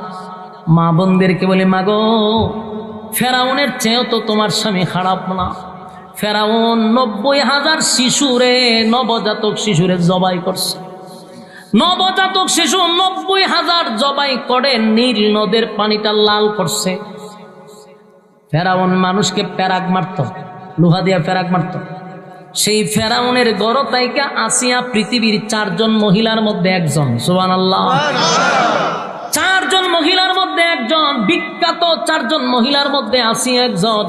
ফেরাউনের ঘরে তাইকা আসিয়া আল্লাহর জান্নাত পাইছে। তাহলে আমাদের মা বোনদেরও বুইজা চলা দরকার। খারাপটারে লইয়া কেউ চলতে পারে না, বালা লইয়া তো সবাই চলতে পারে। কথা হয় না? ভালো লইয়া সবাই চলতে পারে, কিন্তু খারাপ লইয়া চলাটাই হলো তোমার গুণ। কথা হয় না? আমার যুবক ভাইরা সাবধান, সংসারের ক্ষেত্রেও যেন ঈমান চলে না যায়। সব ক্ষেত্রে আমার ঈমানটাকে প্রাধান্য দিতে হবে। কথা হয় না? আর আমরা সর্বপ্রথম ঈমান আনছি কার উপরে? আরো জোরে আল্লাহ বলেন, কুল হুয়াল্লাহু আহাদ। নবী আপনি বলুন যে আমি এক। বলুন, আল্লাহ ছাড়া কোনো মাবুদ আছে, কোনো ইলাহ আছে? আল্লাহ যা পারে তা কি হিসাবেও পারে? এমন আকীদা কি আছে কারোর কাছে? থাকলে ঈমান শেষ। আল্লাহ ছাড়া কোনো মাবুদ নাই, উনি এক অদ্বিতীয়, আল্লাহুস সামাদ। উনি কারো উপর মুখাপেক্ষী না। লাম ইয়ালিদ ওয়া লাম ইউলাদ। আল্লাহ কারো কাছ থেকে জন্ম নেয় নাই, কাউরে জন্ম দেয় নাই। ওয়ালাম ইয়াকুল লাহু কুফুয়ান আহাদ। আমার সমকক্ষ আর কেউ নাই। সুবহানাল্লাহ। আর যুবক ভাইরা, আমরা যা কিছু করি সব মালিকের জন্য করি। ইবাদত করি কার জন্য? আমরা চাইব কার কাছে? আমরা সব কিছু করি মালিকের জন্য। ইন্না সলাতি ওয়া নুসুকি ওয়া মাহইয়ায়া ওয়া মামাতি লিল্লাহি রাব্বিল আলামিন। আমার নামাজ, আমার রোজা, আমার হজ, আমার যাকাত লিল্লাহি রাব্বিল আলামিন। শুধুমাত্র কেবলমাত্র কার জন্য? আল্লাহর জন্য করব। লোক দেখানোর জন্য কোনো ইবাদত যেন না হয়। কথা হয় না? লোক দেখানোর জন্য ইবাদত যেন না হয় রে। আমাদের সমাজে লোক দেখানোরও ইবাদত আছে না নাই? তাসবিহ পড়ে মানুষ দেখায়, নামাজ পড়ে মানুষ দেখায়। কেন? তোমার সব কিছু যদি আল্লাহর জন্য হয়, আমল ইবাদত যা করব কার জন্য? যুবক ভাইরা, তাহলে 1 নাম্বার কি? কথা হয় না? ঈমান। জোরে এখন 1 নাম্বার কি? আল্লাহ জান্নাত দিবে কয়টা গুণ থাকলে? 1 নাম্বার কি? আরো জোরে। আপনারা কি বিরক্ত লাগতেছে? বেশি সময় না, একটু সময় ধৈর্য ধরেন। লম্বা সময় না, একটু ধৈর্য ধরেন। বিরক্ত হইতাছেন? 2টা গুণে গুণান্বিত হইয়া কবরে গেলে জান্নাত পাওয়া যাবে। আর কয়টা মিনিট মনোযোগ দিয়ে শোনেন। 1 নাম্বার হলো ইন্নাল্লাযীনা আমানু। ঈমান আনো, ঈমান আনো আল্লাহর উপর, ঈমান আনো কোরআনের উপর, ঈমান আনো আসমান। 7টা আসমান জমিন বানাইলো আল্লাহ। বলেন ফেরেশতাদের উপর ঈমান আনো। আল্লাহ বলেন পরকালের উপর ঈমান আনো। আল্লাহ বলেন তাকদীরের উপর ঈমান আনো। কিয়ামতের দিন আমি আবার তোমাদেরকে পুনরায় দাঁড় করাবো, সেটার উপরও তোমরা ঈমান আনো। বিশ্বাস আসেনি? তাহলে 1 নাম্বার পাইলাম ঈমান। এবার আসুন 2 নাম্বার, ওয়া আমিলুস সালিহাত। 2 নাম্বার হলো নেকামল। নেকামল আমল, নেক আমল, নেক আমল।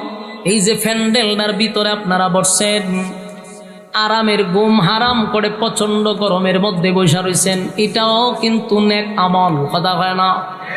এটাও নেক আমল নেই। কারণ এই যে আমি আয়াতগুলি আপনাদের সামনে বলতেছি, প্রতিটা হরফে হরফে 10টা করে নেকি আপনাদের আমল নামায়ও ঢুকে যাচ্ছে। লস না লাভ? তাহলে 2 নাম্বার কি দরকার? নেক আমল। দূরে এখন 2 নাম্বার কি? 2 নাম্বার হলো নেক আমল। এবার আসুন, এই যে নেক আমল, দুনিয়ায় থাকা অবস্থায় নেক আমলের গুরুত্ব আমাদের কাছে নাই। দুনিয়ায় আছি এই জন্য গুরুত্ব নাই। দুনিয়ায় যেমন টাকাওয়ালাদের দাম আছে, টাকা না থাকলে সমাজের মানুষের কোনো দাম নাই, ঠিক তেমনি ভাবে পরকালে নেকি থাকলে দাম আছে, নেকি নাই তো আপনার কোনো দাম নাই। কথা বুঝতেছে? কিয়ামতের কঠিন ময়দানে একটা নেকি আপনার মা আপনাকে দিবে না। কিয়ামতের মাঠে বাবা আপনাকে একটা নেকি দিবে না। সেদিন বুঝবেন হায় আফসোস, হায় আফসোস। নেকির এত দাম যদি জানতাম রে, তাহলে দুনিয়ার সব কিছু বাদ দিয়া নেকির পিছনে দৌড়াইতাম। হাসরের মাঠটা এত কঠিন হবে, এত ভয়ানক হবে, মাও তার সন্তানরে নেকি দেয় না। কেউ কারো হবে না, কেউ কারো হবে না।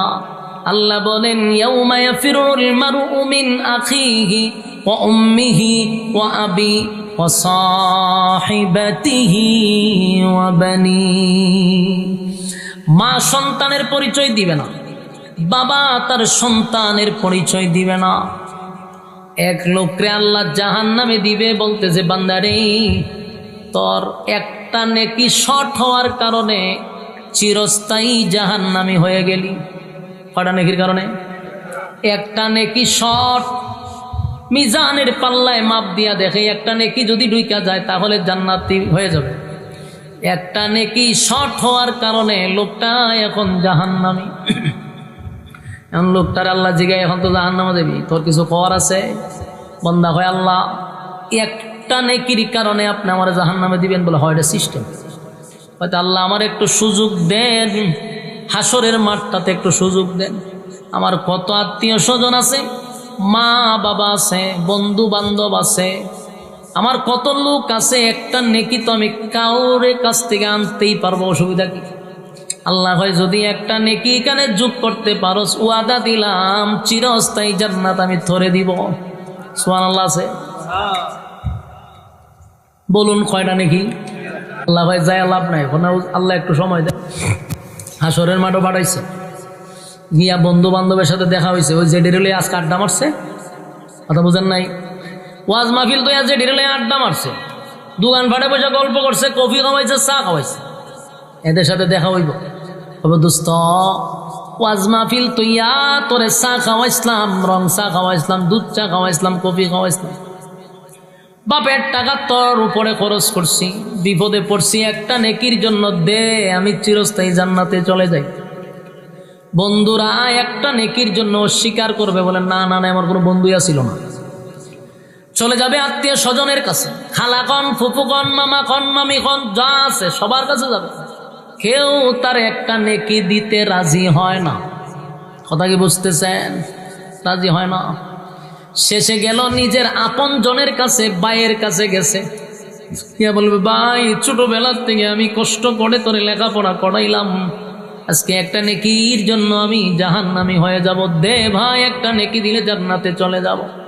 ভাই বাইরে পরিচয় দিবে না, একটা নেকির জন্য চলে যাবে বউয়ের কাছে। বউয়ের কাছে, এখনকার ছেলেদের কাছে, এখনকার যুবকদের কাছে সবচেয়ে প্রিয় হলো বউ। কথা হয় না?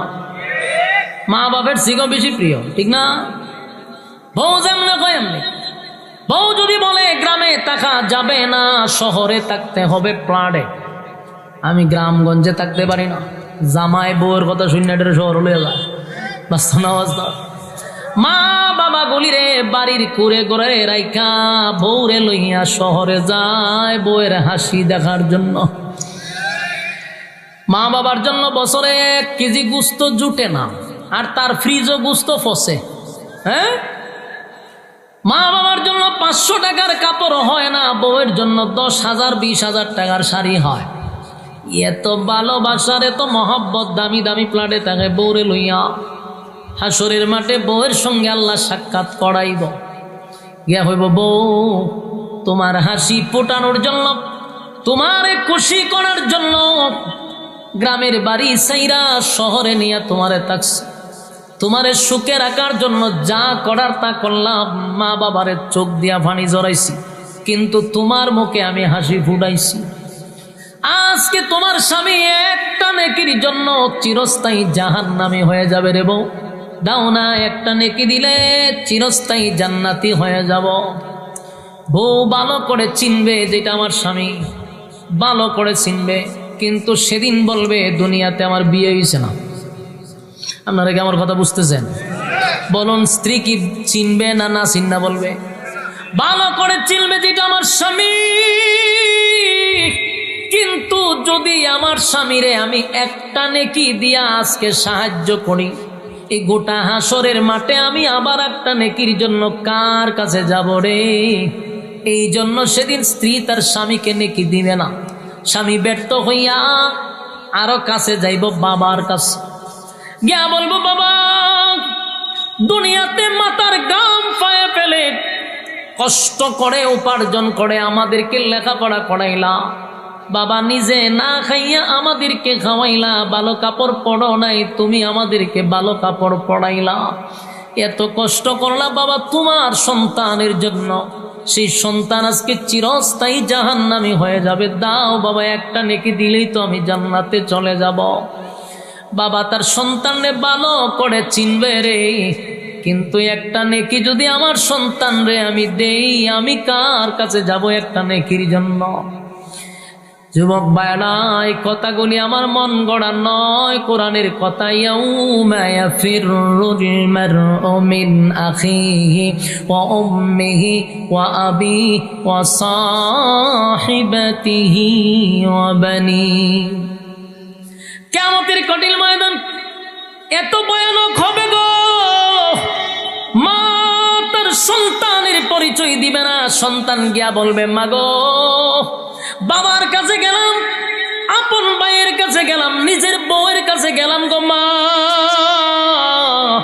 গোটা হাসুরের মাঠটা ঘুরলাম, কেউ একটা নেকি আমারে দিল না গো মা। তুমি না আমারে মহব্বত কইরা লালন পালন করছো গো মা।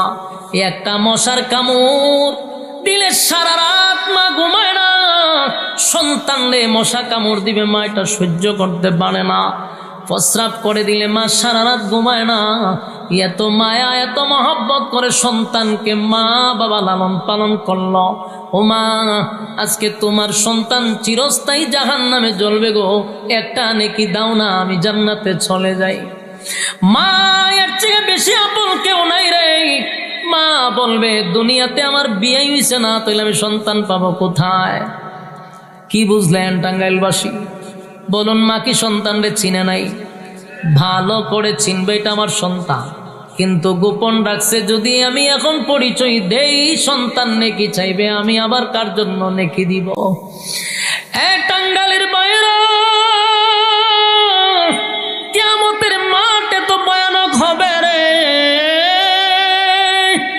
আদম নবী থেকে নিয়া ঈসা রুহুল্লাহ পর্যন্ত ওই মাঠে সেদিন কথা বলার সাহস পাবে না, পাবে না, পাবে না।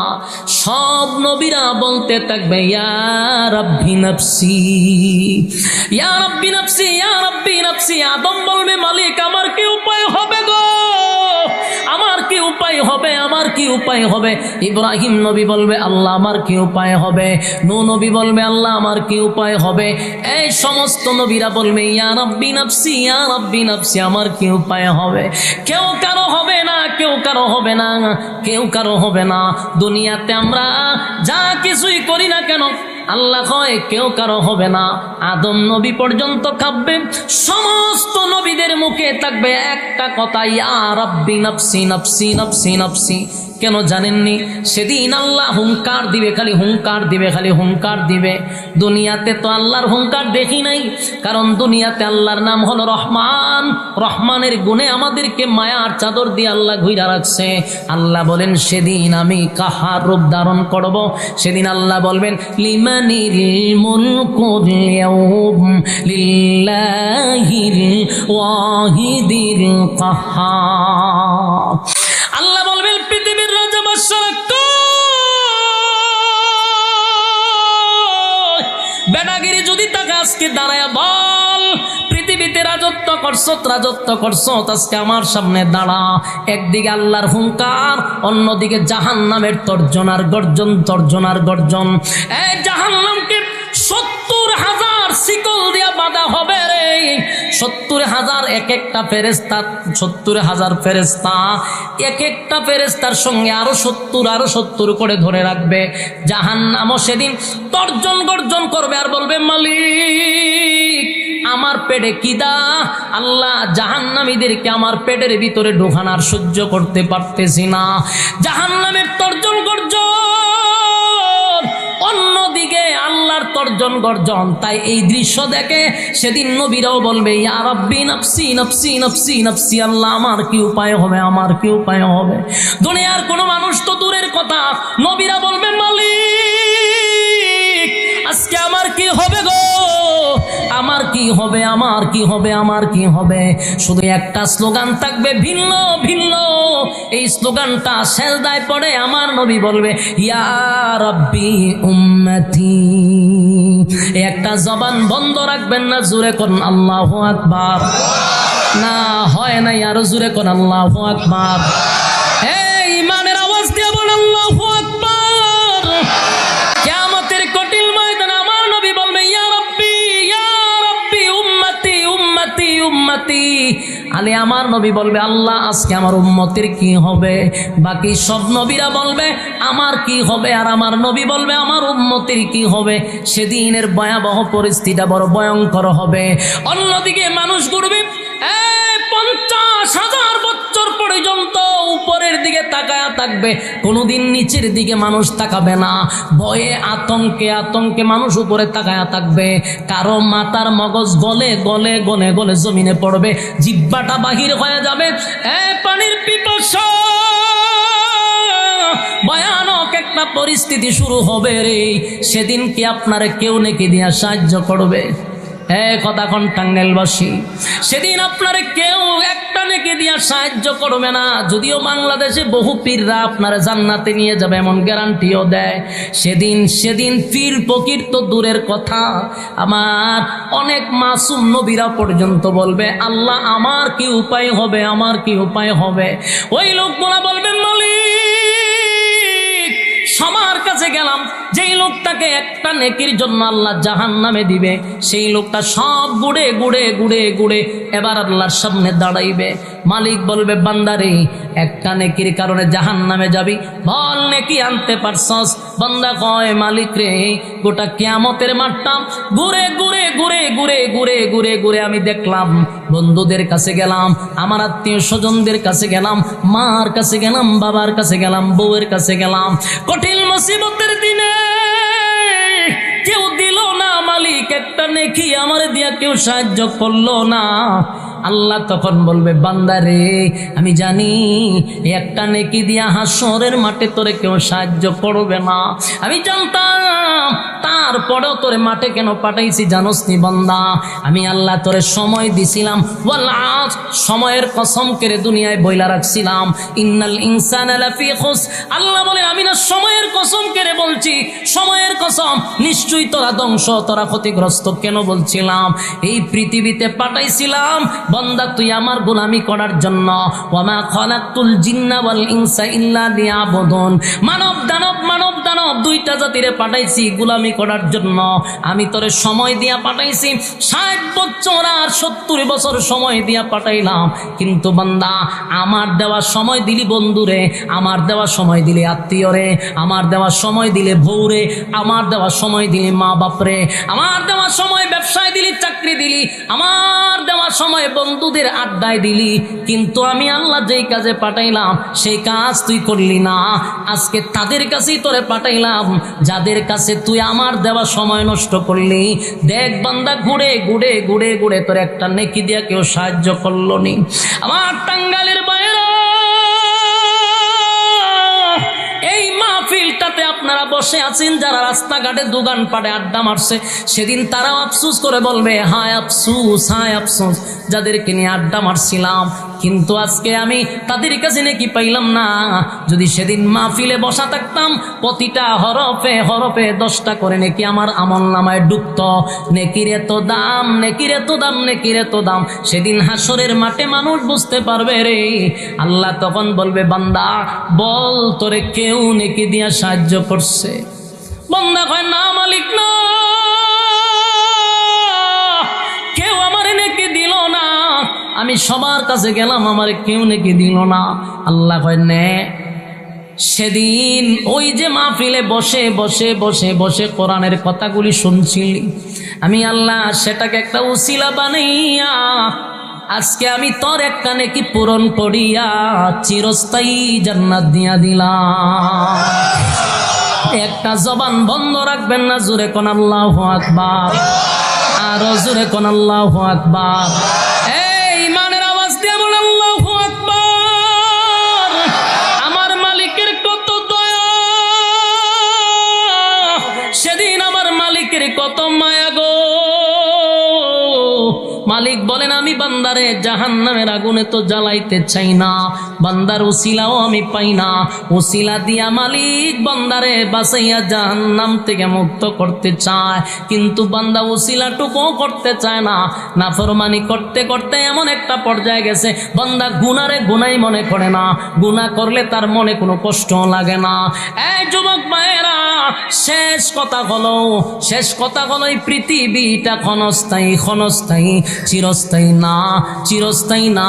বলুন আপনাদের এই আশেপাশে কতগুলা গোরস্থান আছে, এই গোরস্থানে এমন মানুষগুলিদেরকে কবর দেওয়া হয়েছে যাদের দাফনে এলাকার মানুষ পর্যন্ত একটা সময় কাঁপত, খোদা হয় না, যাদের বয়ে মানুষ তরতর করে কাঁপত। আজকে তাকায়া দেখেন, ওই গোরস্থানে গিয়া দেখেন তাদের সামনে কেউ যায় না, তাদের জন্য সূরা কেরাত পড়ে না, তাদের কবরের উপরে গরু ছাগল হাঁটাহাঁটি করে রে, কেউ তাদের সামনে যায় না। বোঝা গেল ক্ষমতা দিয়াও এই জমিনে কেউ থাকতে পারে নাই। এই দেশে যারা ক্ষমতা দেখাইছে, বলুন আজকে কি তারা মারা গেলে তাদের কবরের সামনে মানুষ যাবে? কথা হয় না। এই পৃথিবী থাকার জায়গা নয়। আজকে মারা যান, আজকে মারা যান, আপনার সন্তান আপনাকে বলতো আব্বু বলে, আপনার বাবা আপনার সন্তান আপনার নাম ধরে ডাকতো আব্দুর রহমান বলে, আপনার একটা নামও ছিল, আপনার সন্তান ছিল। মারা যান সাথে সাথে আপনার নাম চেঞ্জ হয়ে যায়, আর আব্দুর রহমান বলে কেউ ডাক দেয় না রে। এখন আপনার নাম হয়ে গেল লাশ, ঠিক নেই? বাবা হয় আমার এই লাশটা ঘর থেকে বাহির কর, নিজের সন্তানও বলে লাশ ঘর থেকে বাহির করো, লাশে গোসল করাও, লাশ খাটিয়ায় তুলো, লাশ দাফন করো। একবারও কয় না আব্বারে গোসল করাও, আব্বারে খাটিয়ায় তুলো, আব্বারে দাফন কাফন করো। কসম খুদার এমনটা বলে না, বলে লাশ ঘর থেকে বাহির করো। কথা বাস্তব না অবাস্তব? এই জন্য একজন কবি বলেন, কবি তার ভাষায় বোঝায়, আমি একটা মানুষ ছিলাম, আমার একটা নাম ছিল, সবার মতো আমার দেহে রক্ত পানি ঘাম ছিল। আমি একটা মানুষ ছিলাম, আমার একটা নাম ছিল, সবার মতো আমার দেহে রক্ত পানি ঘাম ছিল। নাম ধরে কেউ বলছে না, আজ বলছে মরা লাশ। নাম ধরে কেউ বলছে না, আজ বলছে মরা লাশ। দাফন করো জলদি কখন, নইলে সর্বনাশ। ঠিক না বেটি? মারার পরে কি লাশ বেশি সময় গড় রাখতে দেয়? কথা হয় না।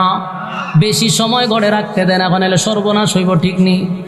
নাম ধরে কেউ বলছে না, আজ বলছে মরা লাশ, দাফন হবে জলদি কখন নইলে সর্বনাশ, দাফন হবে জলদি কখন নইলে সর্বনাশ। আমি একটা মানুষ ছিলাম, আমার একটা নাম ছিল, সবার মতো আমার দেহে রক্ত পানি ঘাম ছিল। মৃত্যু ছিল তাই সমাজে আমার অনেক দাম ছিল, মৃত্যু ছিল তাই সমাজে আমার অনেক দাম ছিল। আমি একটা মানুষ ছিলাম, আমার একটা নাম ছিল, সবার মতো আমার দেহে রক্ত পানি ঘাম ছিল, ঠিক না? গায়ের জুড়ে ধনের জুড়ে কথা বলেছি, অহংকার বাহাদুরির সাথে চলেছি, ঠিক নি? গায়ের জুড়ে ধনের জুড়ে কথা বলেছি, অহংকার বাহাদুরির সাথে চলেছি। নাম ধরে কেউ বলছে না, আজ বলছে মরা লাশ, নাম ধরে কেউ বলছে না, আজ বলছে মরা লাশ, দাফন হবে জলদি কখন নইলে সর্বনাশ, দাফন হবে জলদি কখন নইলে সর্বনাশ। রাত্রে সবাই আমার গড়ে লাশের বয়ে কাঁপছিল, রাত্রে সবাই আমার গড়ে লাশের বয়ে কাঁপছিল। আমি একটা মানুষ ছিলাম, আমার একটা নাম ছিল, আমি একটা মানুষ ছিলাম, আমার একটা নাম ছিল, ঠিক নেই? আমার যুবক ভাইরা, শেষ কথাটুকু আপনাদের কাছে বলে যাই, যেই গড়ে বউ নিয়ে রাত্রে ঘুমাইলেন, আনন্দ করলেন, ফুর্তি করলেন, গল্প করলেন, সুখ দুঃখের কথা শেয়ার করলেন, যেই বেডরুমে, যেদিন এই বেডরুমে মারা যাবেন সেদিন ওই গড়ে আপনার বউ একা ঘুমায় না, ওই গড়ের ভিতরে লাশ ছিল, কথা হয় না? এই গড়ের ভিতরে ঘুমায় না গো, ঘরের ভিতরে লাশ ছিল। তাহলে বলুন তো দেখি, এই দুনিয়ায় থাকতেই তো মানুষ আপনারে বলে গেল, পরকালে আপনারে কেমনে স্মরণ রাখবার নেকি দিব, এটা কি ভাবা যায়? কথা হয় না? আল্লাহ বলেন, এক নাম্বার হলো ঈমান, ইন্নাল্লাযীনা আমানু, এক নাম্বার ঈমান, ওয়া আমিলুস সালিহাত, দুই নাম্বার হলো নেক আমল। ঈমান আর নেক আমল লইয়া যদি তোরা কবরে আসস, কানাত লাহুম জান্নাতুল ফিরদাউসি নুজুলা, ওয়াদা দিলাম জান্নাতুল ফিরদাউসের ভিতরে আমি তোদেরকে মেহমান বানাবো, মেহমান বানাবো। খালিদিনা ফিহা লা ইয়াবগুনা আনহা হিওয়ালা, আল্লাহ বলেন যখন জান্নাতীরা জান্নাতের ভিতরে প্রবেশ করবে, খালিদিনা ফিহা লা ইয়াবগুনা আনহা হিওয়ালা, জান্নাতীরা আর কোনোদিন জান্নাত থেকে বাহির হতে চাবে না, কারণ সব আশা আকাঙ্ক্ষা জান্নাতীদের পুরা হবে জান্নাতের ভিতরে। কথা হয় না? দুনিয়ায় আফসোস, দুনিয়া আফসোসের জায়গা, কিন্তু জান্নাত আফসোসের জায়গা না। মানুষের সকল আশা আকাঙ্ক্ষা পুরা হবে জান্নাতের ভিতরে। কথা হয় না? তাই বলুন, এই জান্নাত পাইতে গেলে কয়টা গুণে গুণান্বিত? আরো জোরে, এক নাম্বার, দুই নাম্বার, এক নাম্বার ঈমান, দুই নাম্বার নেক আমল। এই ঈমান আর নেক আমল লইয়া কারা কারা কবরে যেতে চান, দুইটা হাত তুলে দেখায়া দেই। লিল্লাহে তাকবীর, লিল্লাহে তাকবীর। রাজি আছেন তো ইনশাআল্লাহ? বলুন, এক নাম্বার ঈমান, দুই নাম্বার নেক আমল। আমরা ঈমান এবং নেক আমল লইয়া যদি কবরে যাইতে পারি, কানাত লাহুম জান্নাতুল ফিরদাউসি নুজুলা, আল্লাহ জান্নাতুল ফিরদাউসের মেহমান বানাবে। রাজি আছেন ইনশাআল্লাহ? সম্মানিত সুধী, দীর্ঘক্ষণ সময় আপনারা মৌমাছির মতো বসে কথাগুলি শ্রবণ করেছেন শেষ পর্যন্ত। আল্লাহ তাআলা এই কথাগুলির উপরে বলনেওয়ালা শুননেওয়ালা উভয়কে সহি আমল করার তৌফিক দান করুন, আমিন। আপনারা ধৈর্যের পরিচয় দিয়েছেন, ওয়াদা রক্ষা করছেন মোনাজাত পর্যন্ত, তাই আমি আপনাদেরকে বিরক্ত লাগাবো না। আপনাদের একটা সঙ্গীতের অনুরোধ, এই মাহফিল কমিটির অক্লান্ত পরিশ্রম, বিশেষ করে প্রবাসী, আমরা প্রবাসীদের জন্য দোয়া করব, আল্লাহ তাআলা যেন তাদেরকে, সব আবদার করেন না, একটা আবদার হচ্ছে আমি রাখার চেষ্টা করব, বাকি সব আবদার তো আর রাখা সম্ভব না ভাইজান। এখানে কেউ গজল, কেউ আজানের আবদার করছেন, যে কোনো একটা আমি আবদার রক্ষা করতে পারি। বসেন বসেন, কথা আছে, তাহলে দোয়া করে তো যাবো ইনশাল্লাহ। আপনাদের এই মাহফিল কমিটির মধ্যে আল আমিন ভাই এবং আপনাদের দুইজন হুজুর দাওয়াত দিয়ে আসছে। আমার মাদ্রাসা তো আপনারা দেখছেন দুইজনে, মাশাআল্লাহ। আপনারা যেমন আমার কাছে দোয়া চান, আমিও আপনাদের কাছে দোয়া চাই। আমার একটা মাদ্রাসা আছে, এই মাদ্রাসা করতে গিয়া অনেক ত্যাগ আমার করতে হয়েছে। এখন আলহামদুলিল্লাহ বহু বাধার পরে 100% নিয়ে একটি মাদ্রাসা করা হয়েছে। 3টা ভবনের উপর মাদ্রাসা দাঁড়িয়ে আছে।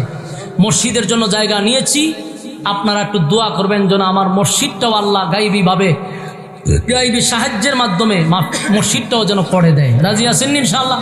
দোয়া করবেন। আপনারা ওয়াজ মাহফিল করে টাকা নিয়ে কি করি সেটা আপনার এক সময় আমার মাদ্রাসায় গিয়ে দেখবেন। আমার মাদ্রাসাতে আমি মাহফিল ছাড়া 10টা টাকাও কারো কাছ থেকে নেইও না, খুঁজিও না। এমনিতে যদি কেউ মানে আনন্দের সহিত কেউ দিতে চায় আলহামদুলিল্লাহ, কিন্তু জোরপূর্বকভাবে মাদ্রাসার জন্য কারো কাছে খুঁজিও না। প্রায় 150-র উপরে এখন বর্তমানে ছাত্র, 100-র উপরে শুধু বোর্ডিংয়ে 3 বেলা খাবার খায়। কথা বুঝতেছেন? এর মধ্যে 20 জন মনে আছে যাদের মা নাই, বাপ নাই, মাগ না, খাপড় সুফরও যেমন লাগে এমন অবস্থা। আর আমরা মাদ্রাসাগুলো তো জানে, গিয়েও খবর মা বাপ নাই, তোর কাটা হয়েছে মাদ্রাসা পড়তি, মা বাপ নাই, গিয়া খইব, খইয়া গিয়া ভরে। আর স্কুলও পড়বার সময় দেখবেন টেকাটা নিয়ে আগে দিয়ে ভরে। হ্যাঁ, এই কেন লজ্জা আছে। তো এই কষ্টের মধ্যে গ্রামের মধ্যেই মাদ্রাসার শিক্ষকদেরও বেতন, ছাত্রদেরকে খাওয়ানো, নির্মাণাধীন কাজ সব একটা মানুষের দিয়ে আল্লাহ করাইতেছে। আপনারা আমার জন্য দোয়া করবেন তো ইনশাআল্লাহ? আপনাদের আবদারও রাখবো, আপনার জন্য আমি দোয়া করবো, আপনারাও দোয়া করবেন। মোনাজাত করে বাড়িতে যাবেন ইনশাআল্লাহ। আচ্ছা, এখন আবদার যে করছে 2 ঘন্টা ওয়াজ করলে যেই কষ্টটা হয়, একটা আজানের কলিতে টান দিলে এর চেয়ে বেশি কষ্ট হয়। কারণ এটা আপনারা বোঝাইতাম কেমনে, বুঝেনও না। মোনাজাত করে দেবেন, কিন্তু ইয়াদ রাখবেন। আর মোনাজাতের পরে ওই যে এখানে একজন বই কি জানে, হীরার চেয়ে যে কথা হীরার চেয়েও দামি ভাই, আমাদের আলেম সমাজের একজন ব্যক্তি, ওনার পায়েও আঘাত লাগছে। তো অনেক ওলামায়ে কেরাম এই বইটার ব্যাপারে অনেক রিভিউ দিছে। বইটা ভালো, আপনারা অনেক কথা এটার মধ্যে পাবেন, ওনার কাছ থেকে কিনে নিতে পারেন। উনি কিন্তু আবার আমার সাথে লোক না, আপনারা টাঙ্গাইলের লোক হই। উনি আমার মাদ্রাসায় গিয়ে বই বিক্রি করছেন, এবং বইটা আমি একটু সময় পড়ছি এবং আমার কাছেও আছে। এখানে স্বামী স্ত্রীর অনেক কথা আছে যেগুলো আপনারা অতীতে শুনেন নাই, পাইবেন ইনশাআল্লাহ। ভাইয়ের কাছ থেকে বইটা সংগ্রহ করবেন, এটা দোয়ার পড়ে যাওয়ার সময় সংগ্রহ করে নেবেন। মূল্য কত? 100 টাকা মাত্র, নিয়ে যাবেন। আচ্ছা, ইকো বাড়ান, ফুল ইকো দেন, ফুল ইকো দেন। ফুল আর কিছু আছে? ও আচ্ছা, ইকো দেন, আরো ইকো দেন। আজান দেওয়া বন্ধ করে দিছিলাম, আপনারা টাঙ্গাইল আজান দিয়েই সারা দেশে আজানের খবর হয়েছে। সর্বপ্রথম আমার জীবনের প্রথম আজান দিছিলাম টাঙ্গাইল করাটিয়া, কথা বলছেন, করটিয়া। এই আজান সারা বাংলাদেশে। একদিন আমার কাছে একটা ছোট্ট করে কাটিং করে একটা ভিডিও পাঠাইছে একজন, আমি দেখলাম ভিডিওটা আমার সামনে আছে। এই আজান কই পর্যন্ত গেছে? তো এই আজান আপনারা এই টাঙ্গাইল থেকে বাইরে হয়েছিল, সেই আজানে আবার আপনারা আবদার করছেন। অসুবিধা নাই, বসেন, 2টা কলি শোনাচ্ছি মাঝখান থেকে। হাইয়া আলাস সালাহ,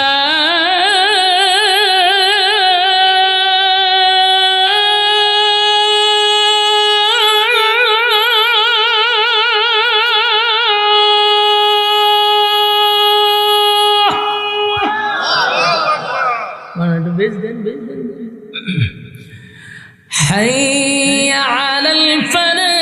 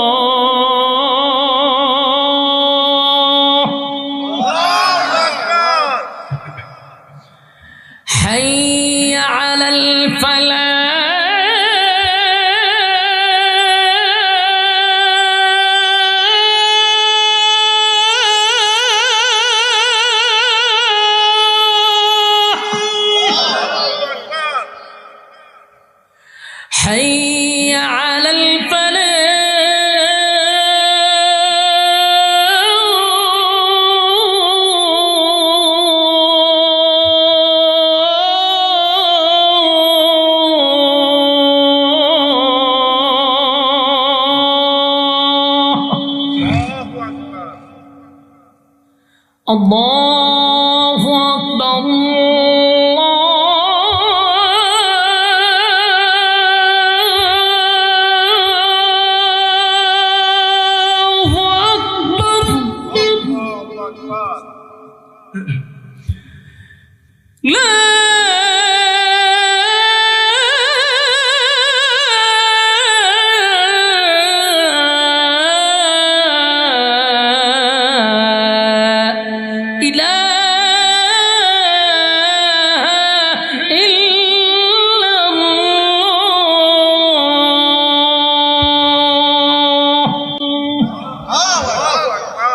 আবদার রক্ষা করছি, তবে আমার জীবনের ফার্ম শেষ, জান বাড়িস। আচ্ছা বসেন, ইনশাআল্লাহ আমরা মোনাজাত দিব। মোনাজাতের পরে আমার সাথে যদি কেউ মুসাফা করতে চান মুসাফা করতে পারবেন। মুসাফার সময় মাদ্রাসার প্রতি একটু খেয়াল করেন, যারা মুসাফা করবেন আগ্রহের সহিত। আমি আপনাদের জন্য দোয়া করি, আমি মুসাফির মানুষ, যতটুকু পারেন মুসাফার মধ্যে মাদ্রাসার দিকে একটু খেয়াল রাখবেন। আপনাদের একটু দানের জন্য একটা ছাত্র যদি একবেলা খাইতে পারে তাও অনেক কিছু। আপনারা শরীক থাকবেন এতিমদের সাথে এবং মাদ্রাসার জন্য দোয়া করবেন। আল্লাহ তাআলা যেন গাইবী খাজানার থেকে সব কাজ আল্লাহ পুরা করে দেয়, আমিন কন, অন্তত আমিন কন। আর একটা হলো 18 নভেম্বর আপনাদের আশপাশেই আউলিয়াবাদ বাজার, এখানে আসতেছি বাদ এশা, ইনশাআল্লাহ থাকবেন, আমার সাথে দোয়া শরীক হন ইনশাআল্লাহ। আলহামদুলিল্লাহি রাব্বিল আলামিন ওয়াসসালাতু ওয়াসসালামু আলা সাইয়্যিদিল আমবিয়াই ওয়াল মুরসালিন ওয়া আলা আলিহি ওয়া আসহাবিহি আজমাইন। ربنا ظلمنا أنفسنا وإن لم تغفر لنا وترحمنا لنكونن من الخاسرين. ربنا لا تزغ قلوبنا بعد إذ هديتنا وهب لنا من لدنك رحمة إنك أنت الوهاب. রব্বুল আলামিন, আল্লাহ আপনার কুদরতি একটু নজর দিয়া তাকান। এই মজলিসে কত যুবকরা দুইটা হাত আপনার দিকে বাড়ায়া দিছে। রব্বুল আলামিন, কত সাদা সাদা দাড়িওয়ালা মুরব্বীরা হাত বাড়াইছে। আল্লাহ, কত নৌজওয়ান আমার তরুণ যুবক ভাইয়েরা হাত বাড়াইছে। আল্লাহ, হাজী সাহেবরা হাত বাড়াইছে। আল্লাহ, পর্দার আড়ালে আমার মা বোনেরা হাত বাড়াইছে।